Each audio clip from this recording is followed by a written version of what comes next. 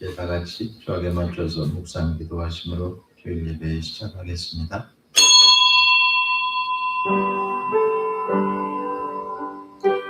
여호와는 생존하시니 나의 바위를 찬송하며 내 구원의 바위이신 하나님을 높일지로다. 예수 그리스도를 통해서 하늘의 보좌와 부활의 영광을 보여주신 하나님 아버지, 진리에서 벗어난 행동을 하고 양심을 내버린 채 범죄 중심에 서 있는 저희를 벌하지 않으시고 사랑의 품으로 안아주신 은혜에 감사드립니다. 오늘 저희 마음속에 움직이고 있는 세상에 대한 집착과 어리석음이 사라지고 성령의 새로운 능력이 몸과 마음에 채워지는 은혜의 시간 되게 하여 주옵소서. 나약하고 완고한 저희 부족한 모습을 예수님께 내놓습니다. 이 예배를 통해서 부족한 저희를 받아주시고 위로해 주시는 주님을 만나 감격의 노래로 화답하는 시간 되게 하여 주옵소서. 예수님의 이름으로 기원하옵나이다. 아멘. 아멘. 찬송가 7장 찬송하시겠습니다.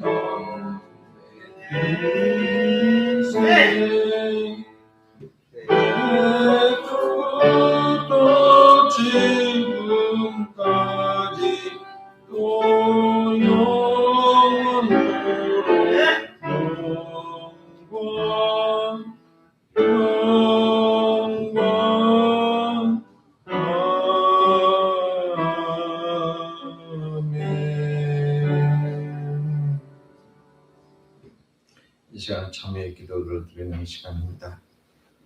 잘못해놓고도 사과할 줄 모르고 자신은 하나님께 용서와 자비를 구하면서 이웃의 실수를 이해하고 용서와 자비를 베푸는 데 인색한 채 완고하고 좁은 마음으로 사는 모습이 내 모습은 아닌가 반성하며 참회의 기도를 드리겠습니다.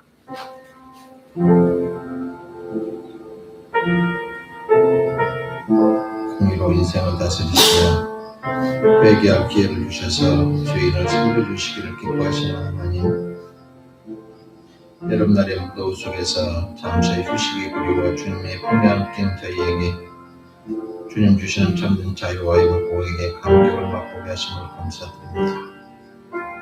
저희의 지난 날들은 육신의 정욕과 안목의 정욕과 이성의 재앙 속에 흩은 날만 계속되었습니다. 보는 즐거움을 위해서 사람을 보지 못하고 제품을 기준으로 사람을 평가하고 집단의 내용보다는 건물과 예형을 보고 가치를 매기기도 했습니다. 육신의 정욕을 치유해 배우자의 선택이 인격과 신앙의 자질보다는 외형을 보고 선택했다 고통스러운 인생을 보내기도 합니다. 사람들의 눈을 의식하며 진리를 실천하지 못하고 예수님을 구주라 고백하기에 부끄럽게 생각하는 자녀들도 있습니다. 마음을 다져먹고 신앙생활 하려고 애를 쓰면 장애를 만나고 마귀가 주는 시험을 이기지 못하고 넘어지는 자녀들도 있습니다. 환난과 고통염은 기도와 말씀으로 무장하며 하나님 품으로 달려가기보다는 원망하고 탓하는 마귀의 품으로 달려가는 안타깝게 믿음에서 돌아서는 자녀들도 있습니다. 환경을 탓하기보다 자신을 살피고 자신이 먼저 변화되겠다는 마음을 다짐하는 신앙인들이 되기를 원합니다. 완전함을 준비해서 하나님께 나가기보다 부족하지만 날마다 하나님 앞에 부족한 모습을 낱낱이 아뢰는 어린아이 신앙이 회복되어지는 시간 되게 하여 주옵소서. 날마다 세수하며 얼굴 다듬듯 저희의 영혼도 날마다 하나님 앞에 회개하며 영혼을 새롭게 다듬어 순결하고 고귀한 그릇으로 마지막 때를 준비하는 신앙이 회복되게 하여 주옵소서. 예수님 이름으로 기도하옵나이다. 아멘. 찬송가 505장 찬송 부르시는 이범현 목사님 기도를 마치겠습니다.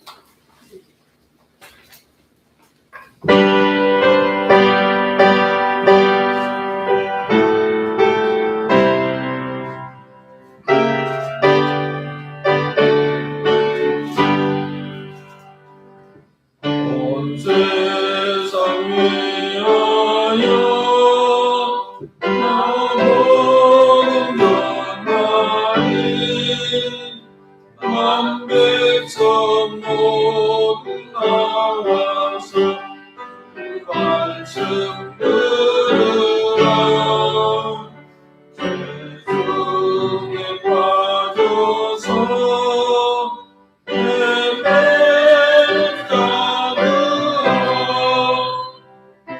주님의 음성 듣고서 너무 원망하라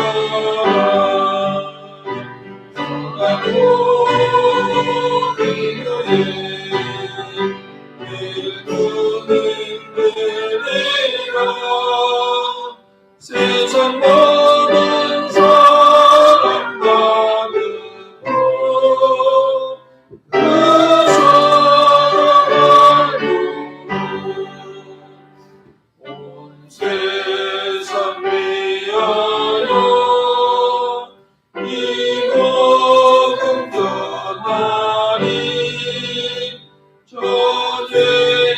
저죄인에게 하고서 주 예수 믿으라 이 세상 구하려 주 돌아가신 것 낮음까지 나누며 그 사랑 모르니 선하고 기도에 일꾼인 되리라 세상 모든 사람 다 듣고 그 사랑을 온 세상 위하여 주의 임하니 주 예수의 이름 믿고 이 복음 전하자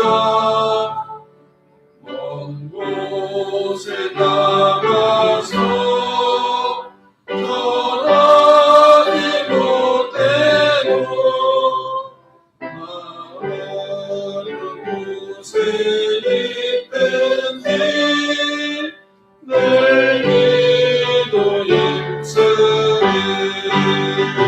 전하고 기도해 일꾼은 되리라 세상 모든 사람 다 듣고 그 사랑을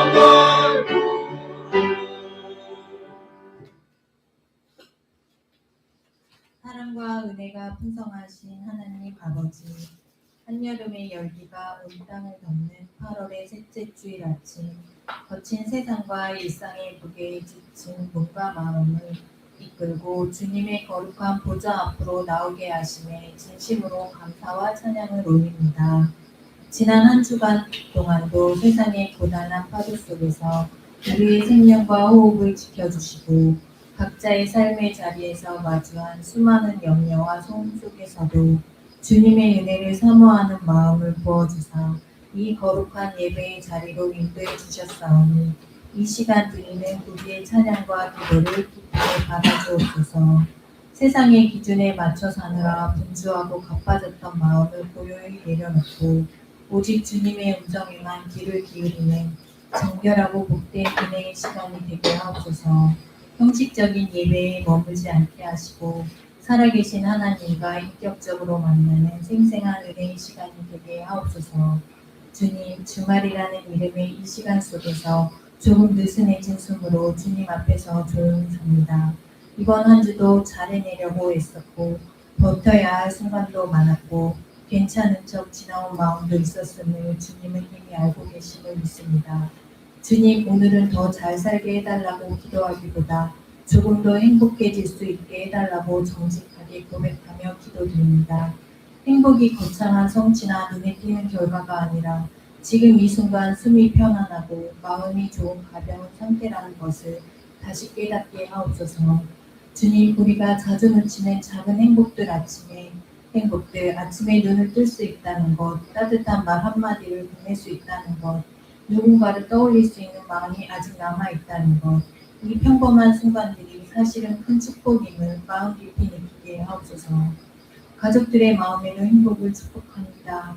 각자의 자리에서 힘들었을 그 마음을 주님이 먼저 알아주시고 말로 다하지 못한 수고 위에 조용한 위로를 얹어 주옵소서.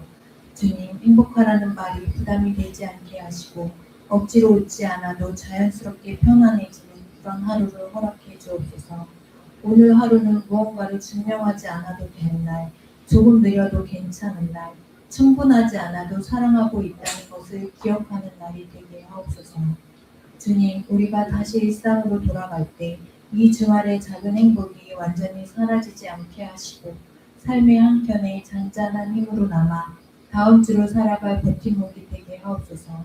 지금 이 순간 행복을 애써 붙잡지 않아도 이미 곁에 와 있음을 알아차릴 수 있는 눈과 마음을 허락해 주옵소서. 새롭게 시작되는 한 주간은 주님의 말씀을 삶의 나침판으로 삼아 세상 속에서 빛과 소금의 역할을 감당하는 신실한 믿음의 사람으로 살아가게 하옵소서.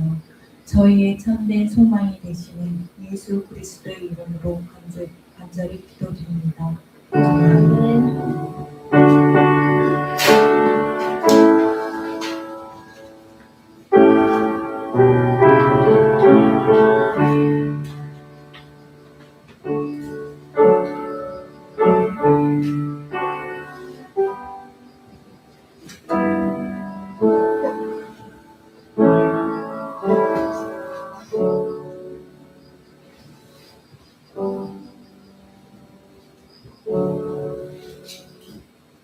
오늘 주신 말씀은 누가복음 제4장 16절부터 19절 말씀입니다.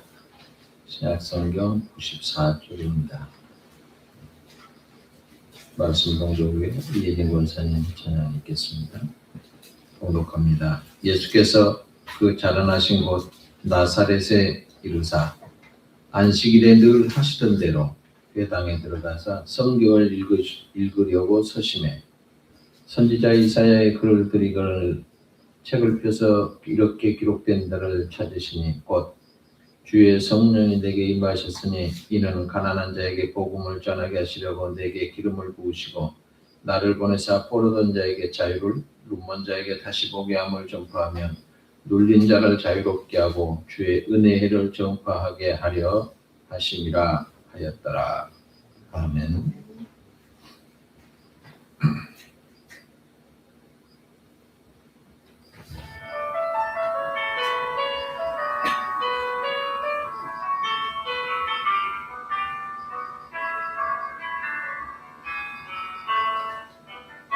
하늘의 해와 달들어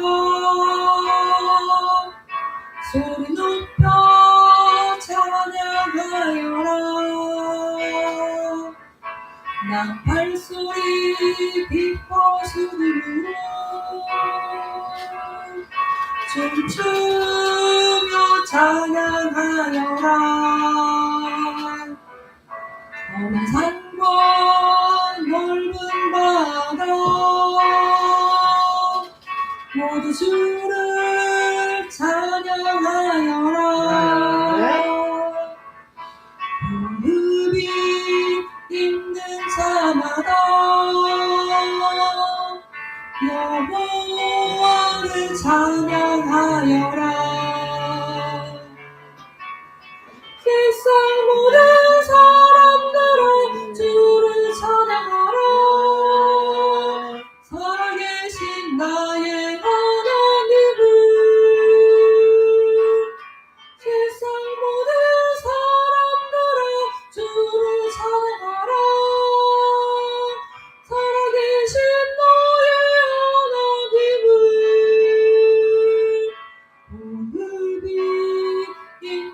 자마다 여호와를 찬양하여라. 세상 모든 사람들아 주를 찬양하라. 살아계신 나의 하나님을. 세상 모든 사람들아 주를 찬양하라. 살아계신 나의 하나님을. 무릎이 있는 자마다 여호와를 찬양하여라. 여호와를 찬양하여라. 여호와를 찬양하여라.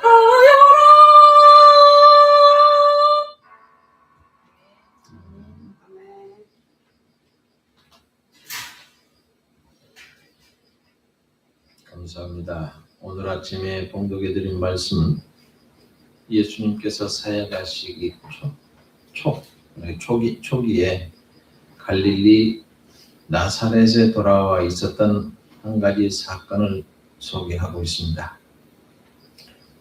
우리는 이 말씀 속에서 예수님의 삶의 중심에는 무엇이 있었는지 발견하게 됩니다. 우리는 예수께서 고향 갈릴리에 돌아와서 행동했던 삶의 모습을 다시 한번 조명을 해보고, 나도 우리 모두가 다 예수님처럼 살아가기로 다짐하고 결심하는 그런 아침이 되었으면 합니다.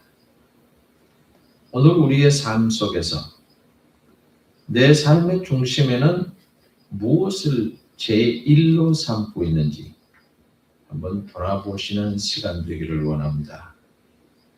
혹시 나로 인해서 예수님의 이름에 먹칠을 하고 있지는 않은가? 깊이 생각해 보십시다. 예수님께서는 어떻게 사셨을까? 첫 번째가 공예배를 귀하게 여기셨다라고 하는 겁니다. 예수님은 당신이 나시고 자라난 곳, 갈릴리 나사렛이라고 하는 곳에 도착을 한 다음에 안식일이 됐습니다. 근데 56절에 보면 안식일에 늘 하시던 대로 회당에 들어가서 성경을 읽으시라고 서심해 그러죠. 옛날 번역에는 규례대로 그렇습니다. 근데 규례대로가 조금 어렵다라고 해서 성경을 개역을 하면서 하시던 대로로 바꿨는데요. 하시던 대로 그러니까 조금 의미가 좀 퇴색되기는 했습니다. 규례대로, 절차대로, 규정대로 그 뜻입니다. 어쩌다 안식일에 회당을 찾아가신 게 아닙니다. 규례대로 하시던 대로 항상 하던 대로 하셨다는 얘기입니다. 다시 말하면 안식일이 되면 늘 회당에 찾아가셨다 그런 얘기가 되겠죠. 이것은 그 후에 3년간 생활도 계속 똑같았습니다. 요즘에 예수 믿는다고 하는 크리스찬들의 문제는 주일날 교회에 나가는 것을 귀하게 여기지 않는다라고 하는 겁니다. 이 공예배를 소홀히 한다고 하는 경향은 점점 더 심해지고 있습니다. 젊은 사람들은 아예 잘 안 가려고 하죠. 그것이 바로 어떤 현상일까? 교회 앞날이 점점 어두워지고 있다라고 하는 얘기입니다. 나이가 들어갈수록 그래도 주일 예배 출석하는 편이 좋은 편이죠. 주일 예배에 빠지지 않으려고 애를 쓰는 모습도 역력히 보이고 있습니다. 어떤 사람들은 시간이 없는데 바쁜데 시간이 없다고 직장 생활 안 갑니까? 직장에 갔잖아요. 나 오늘 시간이 없으니까 오늘 쉴래요? 그러고 안 가신 분 있을까요? 교회 가기 위해서 버스를 2번 타야 되니까 나는 안 갈랍니다. 하고 빠질랍니다. 이런 많은 사람들은 교회가 먼 것도 아니고 의식적으로 그냥 생각하니까 그렇게 되는 거예요. 교회가 멀다고 하는 사람은 교회가 먼 게 아니라 마음이 멀어진 거죠. 또 어떤 분은 교회 가면 보기 싫은 사람이 있으니까 안 가. 이런 사람도 있습니다. 이건 결국 얘기하면 교회를 빠지게 한 부실에 불과합니다. 그 보기 싫은 사람이 천당 가면 나 그 보기 싫은 사람 천당 가면 보니까 지옥 갈래 그럴 분 계실까요? 그래서 그 사람이 싫어서 다른 교회를 가봐야 얼마 지나자면 거기도 싫은 사람이 생겨요. 이런 말이 있죠. 어느 사람이 사람들이 좋은 동네에 가서 내가 살아야지 라고 그 동네에 가서 처음 만난 사람한테 이 동네 사람들은 사람들을 좋아합니까? 싫어합니까? 그러니까 왜 그렇습니까?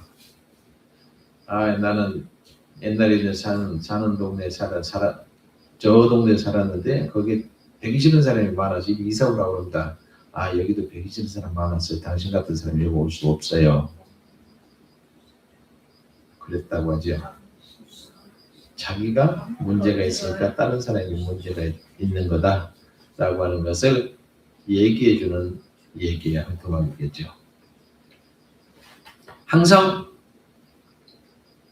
남이 싫은 사람은 자기가 문제가 있는 겁니다.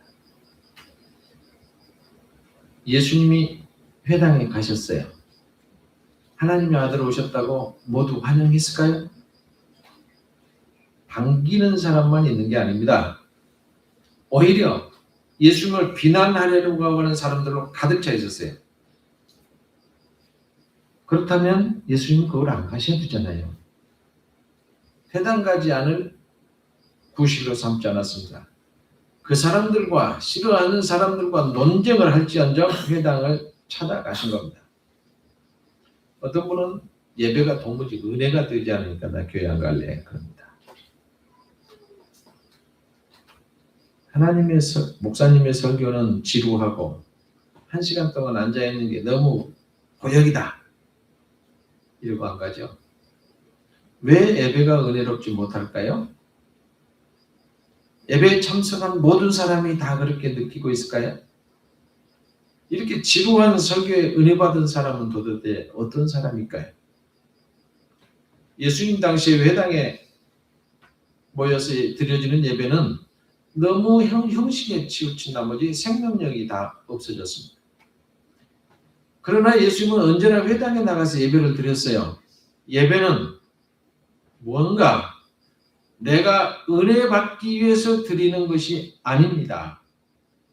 하나님께 영광을 돌리기 위해서 드리는 거예요. 내가 바른 자세로 예배 드리면 하나님은 지루한 설교를 통해서도 은혜를 주시는 겁니다. 어떤 분은 바쁜 일이 있어서 못 왔다고 얘기를 하죠. 여러분 사람은 너나 할 것 없이 바쁘게 살아갑니다. 시간이 남고 할 일 없어서 지루해서 못 살겠다. 그런 사람 옆에 계신가요? 하루 24시간이 아니라 25시간을 주어도 모자라는 게 인생입니다. 문제는 우선순위라고 하는 게 있죠. 아무리 바빠도 중요한 일은 꼭 합니다. 아무리 시간 없어도 급한 일은 먼저 합니다. 예수님은 제자를 가르치고 하나님 나라를 전파하시고 병자나 귀신들을 고치시느라고 정신없이 바쁘게 보내셨습니다. 그런데 안식일이 되면 회당을 찾는 일을 개인이 하지 않았어요. 그러니까 문제는 하나님께 예배 드리는 일이 내 생활의 몇 번째 순위에 있나? 바로 그게 문제입니다. 오늘 예배하시는 분들은 내 삶의 생활에 하나님께 예배하는 것을 몇 번째로 둘 것인가? 여럿이 보는 데서 작정하라고 안 할 테니까 마음속에 한번 작정을 하시고 실천을 한번 해보십시오. 여러분 이렇게 생각하시면 됩니다. 여러분의 자녀가 여러분에게 계속 이쁜 짓만 해봐요. 그러면 몽둥이로 쫓아내실 겁니까? 회초를 들고 때릴 겁니까? 입만 벌리면 주죠. 자식이 이뻐 죽겠는데 입만 벌리면 그대로 다 해주려고 하는 게 부모죠. 하나님도 그러신다라고 하는 걸 꼭 기억하시기 바랍니다. 두 번째로 예수님은 하나님의 말씀을 귀하게 여기셨습니다. 예수님이 활동하셨던 시대에는 회당 예배는 순서가 정해져 있었습니다. 그런데 이 예배 순서 중에서 가장 중요한 것이 율법책을 읽는 것입니다. 예배가 시작이 되면 먼저 율법서의 세 구절은 쉐마라고 하는 게 있는데 신명기 6장 4절부터 9절, 11장 21절부터 13절부터 21절, 민수기 15장 30절부터 37절부터 41절 이 세 구절을 낭독을 합니다. 그리고 18개의 축복이 선포가 됩니다. 이 엄숙한 낭독이 진행되는 동안에 예배하러 모인 회중들은 예루살렘 성지를 향해서 얼굴을 돌린 채 계속 서 있었습니다. 우리는 지금 앉아있죠. 그래서 천주교에서는 서서 하잖아요. 이제 개신교에서도 조금 여기에 따라가려고 하는 사람들은 예배 시간에 처음에 다 서서 시작을 하고 앉습니다. 그런 제도가 있어서 그렇게 한 거죠. 그리고 회중들은 모인 예배에 참석한 모든 회중들은 기도가 끝날 때마다 아멘 그리고 화답을 합니다. 그리고 모든 기도가 끝난 후에는 율법이 낭독을 됩니다. 율법을 낭독을 누가 하냐면은 사회자가 지명한 사람이 낭독을 해요. 제사장은 사본이 들어있는 상자에 서서 상자에서 신성한 두루마리를 꺼내서 벗개를 딱 벗겨서 그것을 맨 처음 낭독한 사람 앞에 갖다 놓습니다. 낭독을 위해서 선정된 7사람들이 일어서서 교대로 차근차근 읽었는데 적어도 한 사람이 3구절씩 읽었어요. 3구절 이상. 또 그 토라라고 하는 모세 오경은 153개 구분으로 나눠져 있습니다.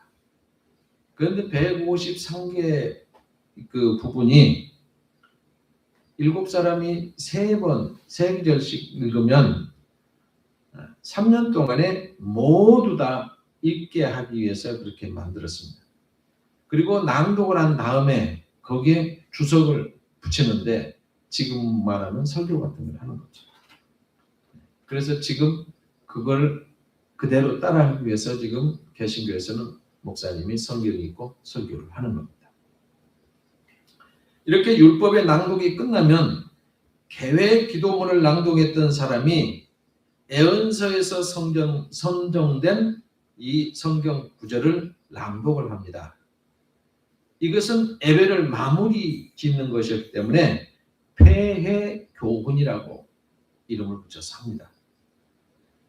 그 낭독한 사람은 누가 선정하냐? 회당장에 의해서 선택이 됩니다.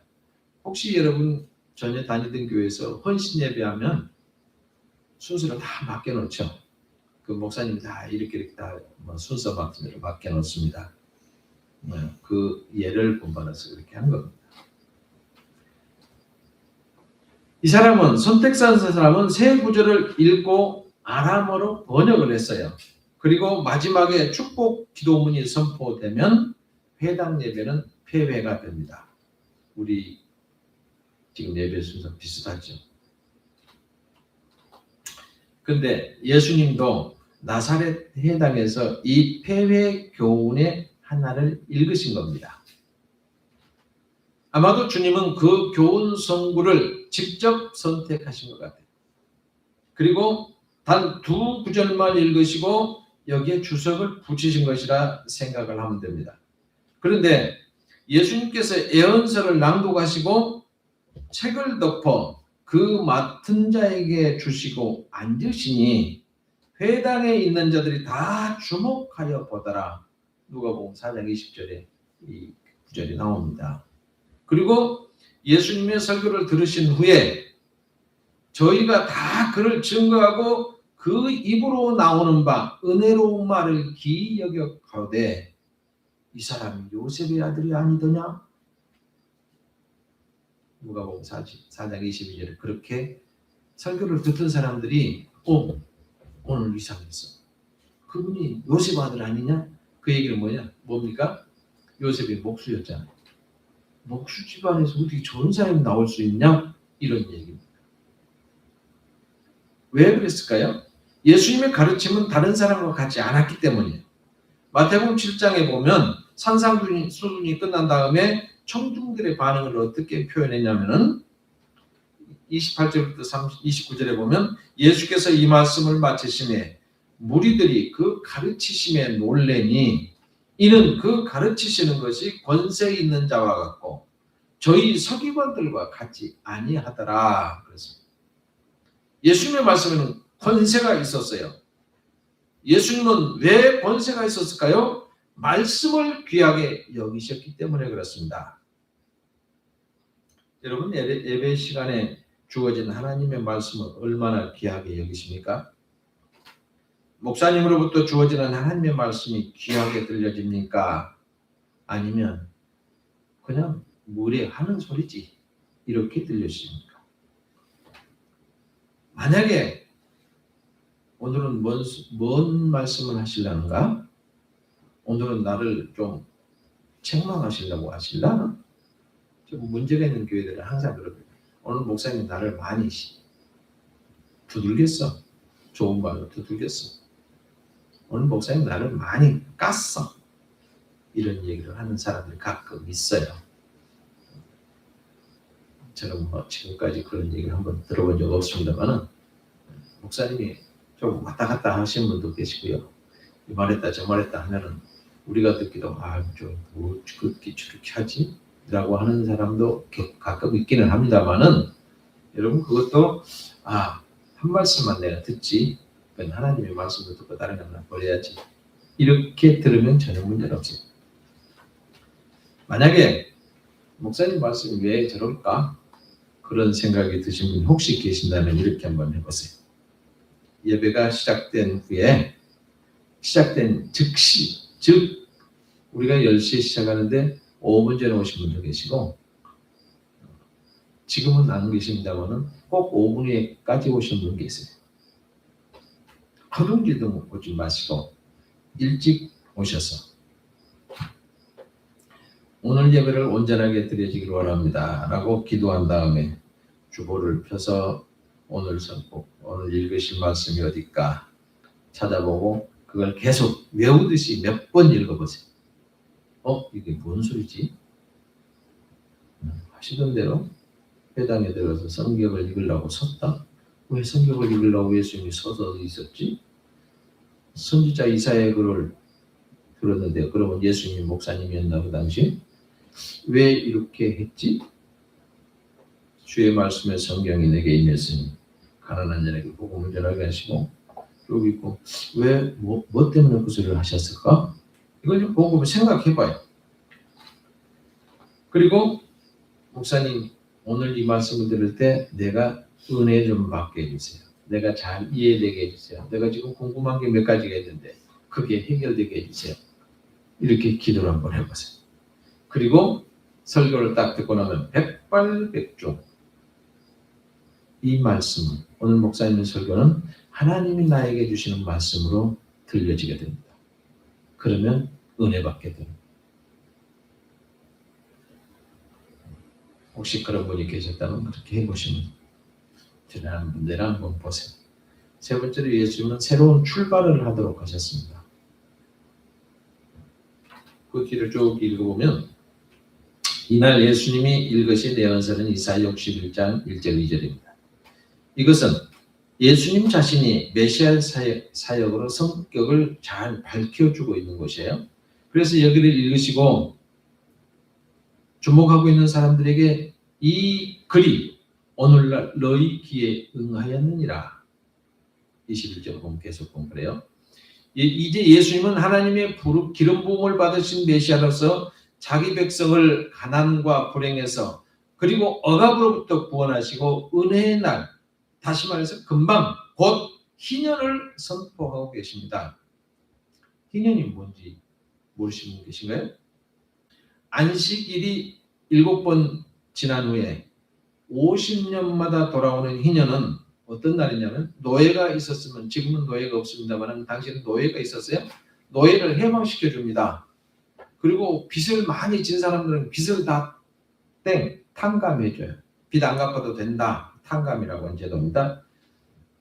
그동안에 내가 열심히 벌어서 이 사람 돈 저 사람 돈 다 샀어요. 농치를 다 샀었어요. 그리고 50년을 딱 지나면, 희년이 되면 그 돈을 다 원래 주인에게 다 돌려줍니다. 그래서 휴대전화기에서 초기화하죠. 컴퓨터에서 초기화한다고 그러죠. 옛날 그대로 싹 돌려놓는 겁니다. 구입할 때 위치 그대로 다 돌아가는 거죠. 그래서 처음부터 다시 시작하는 거예요. 빚도 탕감받았고 노예도 해방되었고 땅도 돌려받았고 그러다 보니까 이제는 부자도 없고 가난한 사람도 없고 전부 다 공평하게 다시 시작할 수 있는 기회를 주시는 겁니다. 이걸 공산주의자들은 주장을 다 해놓고 지금은 엄청 부자가 되잖아요. 그래서 자빨들이라고 얘기를 합니다만은 공산주의자들은 다 공평하게 살자, 부자들 것 다 내놔라 해놓고 다 똑같이 해야 되는데 지금은 다 뒤로 다 빼돌려놓고 지금은 똥똥그렇게 살자. 그게 모순이죠. 예수님은 은혜해, 곧 다시 말하면 희년을 선포하러 오신 분입니다. 그래서 바울 사도가 그런즉 누구든지 그리스도 안에서는 새로운 피조물이라 이전 것은 지나갔으니 보라 새 것이 되었도다라고 가르치고 있습니다. 예수님 병자를 고치셨습니다. 눈먼 자는 뜨게 하셨습니다. 가난한 자를 회복시켰습니다. 부자는 가진 것을 팔아서 가난한 사람에 나눠주라고 했어요. 그래서 새로운 피조물이 되어서 새롭게 출발하도록 하신 겁니다. 예수님을 찾아왔던 한 부자 청년이 어떻게 하면 구원받습니까? 네 재물 다 팔아서 가난한 사람은 나눠주고 나를 따르라. 그러니까 자기가 갖고 있는 게 너무 아까우니까 따르지 못했죠.